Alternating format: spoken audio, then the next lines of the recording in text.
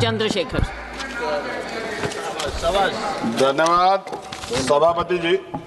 नियम 193 के अधीन वामपंथी उग्रवाद पे हम लोग चर्चा कर रहे हैं और क्योंकि ये बड़ा संवेदनशील विषय है तो बहुत कम समय में बड़ी गंभीरता से मैं अपनी बात को रखूंगा। सभापति जी, हम लोग फूले, साहू, अंबेडकर को मानने वाले लोग, हम लोग संविधान को मानते हैं, संविधान के आधार पर चलते हैं। हम लोग बंदूक को सही नहीं मानते और बंदूक का रास्ता सही भी नहीं, क्योंकि अगर कमजोर कभी बंदूक उठाएगा तो उसको कुचलना, उसको मारना आसान हो जाएगा, नक्सली या और तमाम तरह के आरोप लगा के।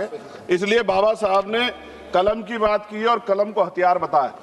सभापति महोदय, मगर सवाल ये है कि 1947 में जब हम लोग आज़ाद हुए तो इस देश का जो वंचित वर्ग है, SC, ST, OBC, जब 15 अगस्त को आज़ादी का सवेरा आ गया तो क्या जल जंगल जमीन में बंटवारा हुआ? उसको उसका हक अधिकार मिला? अगर उसको जमीन मिल जाती, घर मिल जाता, उसको अवसर मिल जाते तो आज प्रधानमंत्री आवास योजना नहीं चलानी पड़ती। सभापति महोदय, जमीन का राष्ट्रीयकरण नहीं हुआ।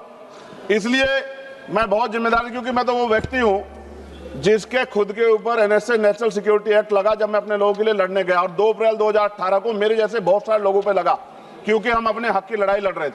सवाल यह है, नक्सलियों के नाम पे क्या आदिवासियों की हत्या स्वीकार्य हो सकती है?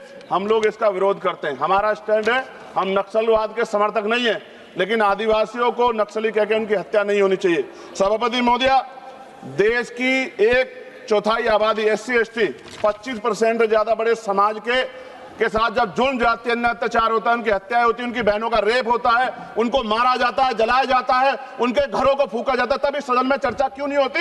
ये सदन क्यों नहीं सुनना चाहता? SC, ST, OBC के अन्याय के बाद क्यों नहीं सुनना चाहता? कितनी चर्चाएं होती हैं। आज हालात कितने सारे अलग अलग हैं, लेकिन चर्चा इतने बड़े 25% समाज पे क्यों नहीं होती? 52% OBC पे क्यों नहीं होती? सभापति महोदय, मैं तो मानता हूं, कुछ लोग फॉर्मेलिटी के लिए कहते हैं, अगर मैं आना होता मैं तो चर्चा के लिए चिल्लाता हूं कितनी बार, वरना तो SC, ST के लिए कोई चिल्लाता भी नहीं है। ये तो रिप्रेजेंटेशन है संविधान में। ये ना होता हमारे घरों में, हमारी गलियों में कोई वोट मांगने नहीं जाता। हम जानते हैं कि जाति व्यवस्था कितनी बदली है। और एक हमारे सज्जन कह रहे थे कि जाति व्यवस्था की वजह से एक दलित ने छोड़ दिया नक्सलवाद को, लेकिन सवाल यह है, बाबा साहब अम्बेडकर ने भी ये धर्म छोड़ा था क्योंकि यहाँ जाति व्यवस्था खाई है, ऊंच नीच का भाव। सभापति महोदय, हमारे सम्मानित एक भाजपा के सांसद जवाब दे रहे थे बड़ी चिंता के साथ। सभापति, बहुत इंपॉर्टेंट है, आप सुनिए, बहुत इंपॉर्टेंट है ये। वो ये कह रहे थे, जवाब देते कि उन्होंने कुछ ब्राह्मण्स के नाम लिए और कहा कि भाई ये इनके मालिक हैं, इनके यहाँ लेबर तो SC, ST है, ये विचारधारा पर आधारित है। तो क्या कहना चाहते थे कि इस देश को तोड़ने की मूवमेंट कौन चला रहा है? जवाब दें। वो बड़ी बात यह है, उन्होंने एक ट्वीट किया 2 दिन पहले, मैं चाहता था मैं उनको जवाब दूं।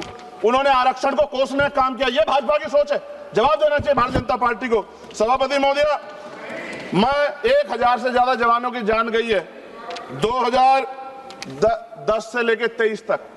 CRPF के जवान संसद की सुरक्षा करते हैं, बॉर्डर की सुरक्षा करते हैं। अभी असिस्टेंट कमांडेंट अजय मलिक की, उसका पैर उड़ गया, उनको प्रमोशन नहीं मिल रहा है। सुप्रीम कोर्ट उनके फेवर में थी, सरकार रिव्यू पिटीशन में गई, फिर उनके फेवर में थी। खत्म करूंगा 30 सेकंड में।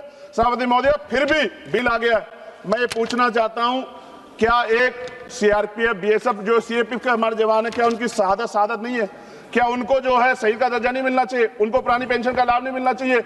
उनको सभापति सुविधाएं नहीं मिलनी चाहिए? सम्मान नहीं मिलना चाहिए? और अंत में सभापति महोदय, इस देश में जवान शहीद होता है, उसको शहीद का दर्जा मिले, उसको सम्मान भी, लेकिन देश की सुरक्षा करते हैं। हम तो सम्मान करते सेना का।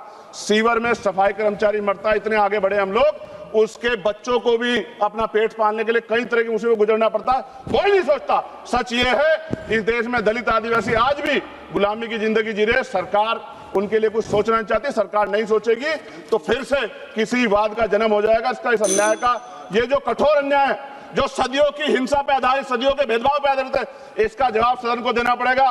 सभापति महोदय, नेपाल में नई सरकार बनी, उन्होंने कहा हम दलितों से सार्वजनिक रूप से माफी मांगेंगे कि जो हमने उनके साथ अन्याय किया।